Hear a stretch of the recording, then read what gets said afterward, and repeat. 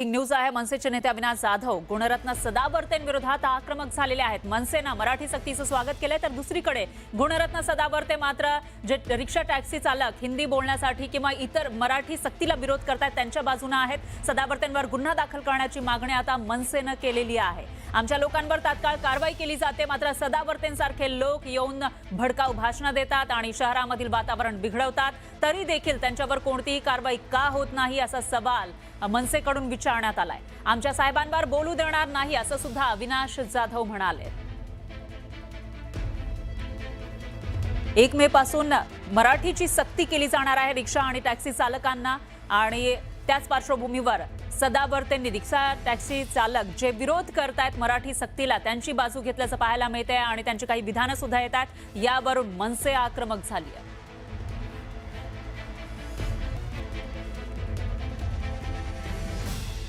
आणखी एक breaking news आहे। याच प्रकरणामध्ये मीरा भाईंदरमध्ये गुणरत्न सदावर्ते गेलेले होते आणि त्या ठिकाणी त्यांनी प्रक्षोभक भाषण केलेलं होतं। त्यामुळे शहरामध्ये तणावाचं वातावरण निर्माण झाल्याची माहिती समोर आलेली आहे। सदावर्तेंवर गुन्हा दाखल करा, ठाकरेंच्या शिवसेनेने सुद्धा आता ही मागणी केलेली आहे।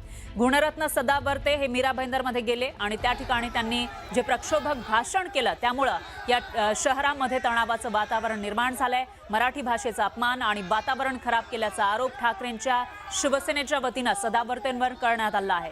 सदावर्तेंवर गुन्हा दाखल करण्याची मागणी करण्यात आली आहे। गुणरत्न सदावर्ते यांच्यावर गुन्हा दाखल करण्याची मागणी ठाकरेंच्या शिवसेनेकडून करण्यात आली आहे आणि या वादात पोलिसांनी मनसैनिकांवर गुन्हे दाखल केल्याने संताप व्यक्त केला जातोय।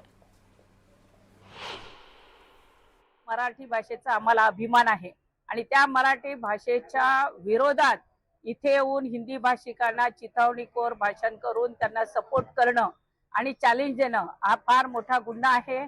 आमची सन्माननीय पोलीस निरीक्षक धीरज कोळी साहेबांना त्यांना आम्ही निवेदन दिलेलं आहे की प्रथमतः जे आले होते गुणवंत सदावर्ते त्यांच्यावर पहिला गुन्हा दाखल करावा। सदावर्तेंनी येऊन त्यांच्या विरोधात इकडे आक्षेप भाषण केलेलं आहे। त्यानंतर मराठीच्या विरोधात जी गरळ ओकलेली आहे आणि आम्ही त्याचा निषेध करतो।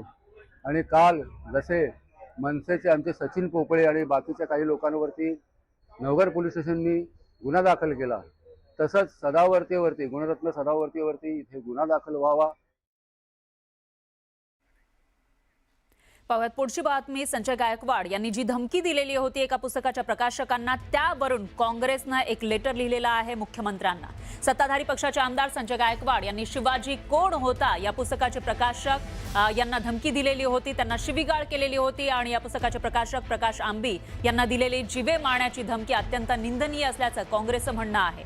हे अभिव्यक्ती स्वातंत्र्यावर झालेले थेट आक्रमण आहे असं काँग्रेस म्हणते आणि या प्रकरणामध्ये आमदार गायकवाड यांच्यावर कठोर कारवाई करण्याची मागणी सुद्धा करण्यात आली आहे काँग्रेसकडून। त्यांच्यावर तात्काळ गुन्हा दाखल करावा अशी मागणी काँग्रेसचे विधिमंडळ नेते विजय वडेट्टीवार यांनी केली आहे।